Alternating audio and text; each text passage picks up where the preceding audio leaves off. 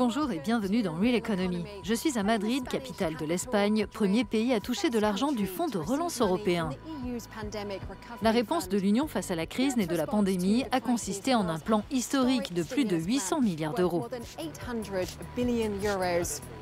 J'interrogerai la ministre espagnole des Finances, Nadia Calviño, sur les réformes que son pays a dû s'engager à mener. Et puis Guillaume Desjardins sera à Tenerife, où les fonds de relance sont dépensés dans la formation professionnelle. Mais d'abord, un rappel des grandes lignes du plan de relance européen. L'Europe ressent encore l'onde de choc de la pandémie de Covid-19. Pour l'atténuer, le principal instrument du plan de relance de l'Union, la Facilité pour la reprise et la résilience, met à la disposition des États membres plus de 720 milliards d'euros de prêts et de subventions pour les aider à investir, créer des emplois et bâtir un avenir durable et numérique.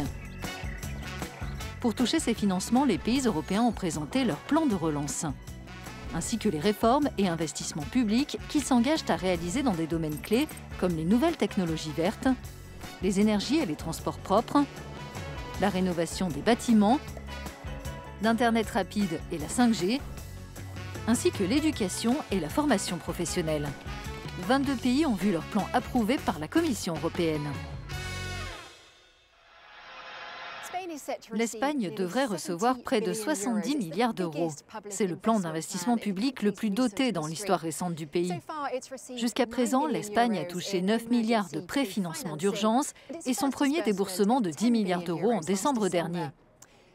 Quelles retombées auront ces fonds ? Guillaume Desjardins s'est rendu à Tenerife pour rencontrer des étudiants qui se forment en vue de décrocher un emploi.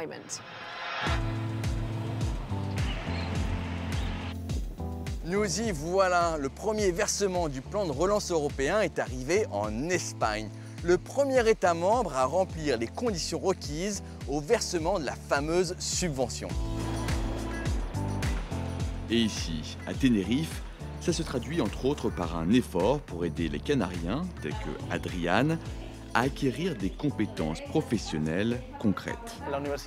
À l'université, la plupart du temps, on a beaucoup de théorie et peu de pratique. Ce qu'il y a de bien dans la formation professionnelle, c'est qu'on peut faire des stages. Et s'ils aiment bien comment tu travailles pendant le stage, ils t'embaucheront.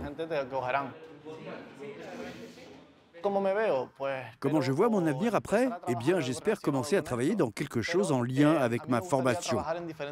J'aimerais aller à l'étranger, aux États-Unis, en Allemagne, en Angleterre, peu importe, et travailler dans différents pays. Les centres de formation comme celui-ci fonctionnent déjà, en partie, grâce au Fonds social européen.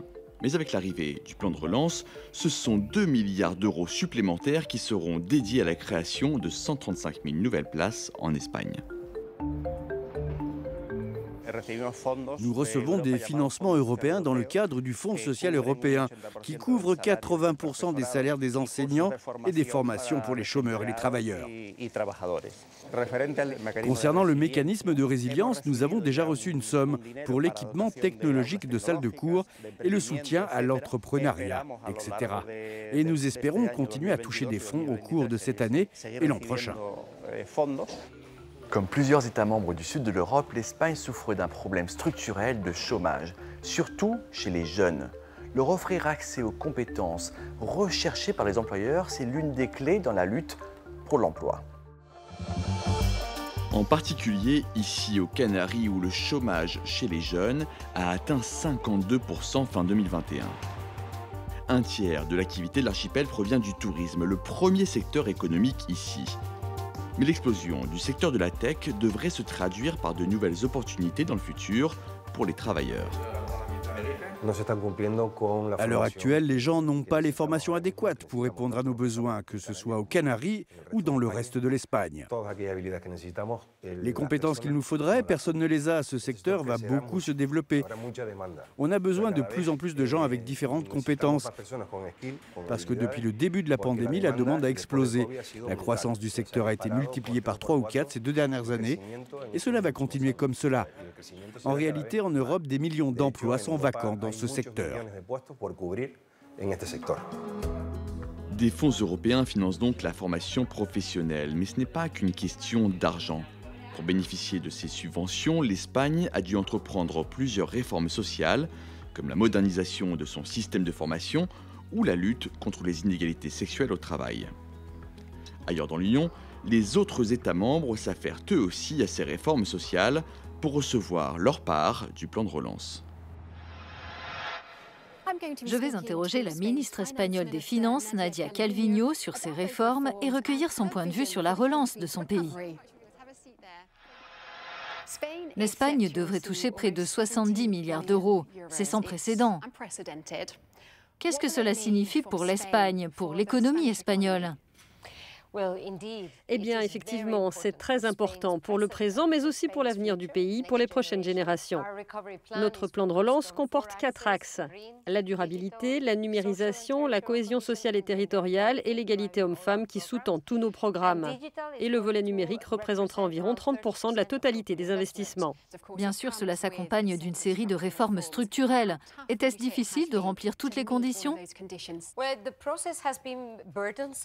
Eh bien, le processus a été fastidieux et très intense. Nous étions un peu des cobayes. Nous avons été les premiers à nous engager dans le processus.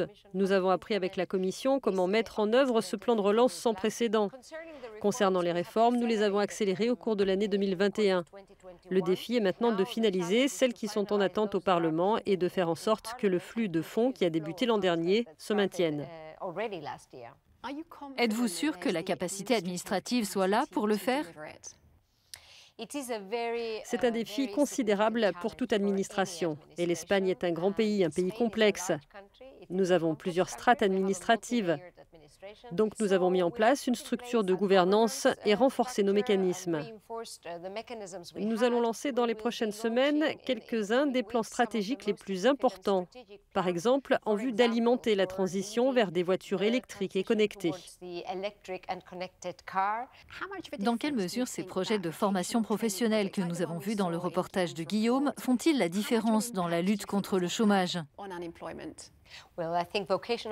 Je pense que la formation professionnelle est l'une des clés pour faire en sorte que le marché du travail fonctionne mieux à l'avenir. Notre taux de chômage a baissé pour s'établir à 13,3%. Cela nous donne de bonnes bases, avec les réformes structurelles, notamment celle du marché du travail, mais aussi un effort d'investissement très important dans l'éducation, la formation professionnelle et la formation tout au long de la vie, pour nous attaquer enfin à certains des déséquilibres qui ont freiné la croissance et la prospérité de l'Espagne pendant des décennies. Merci d'avoir été avec nous dans Real Economy. Many thanks to you. It's been a pleasure.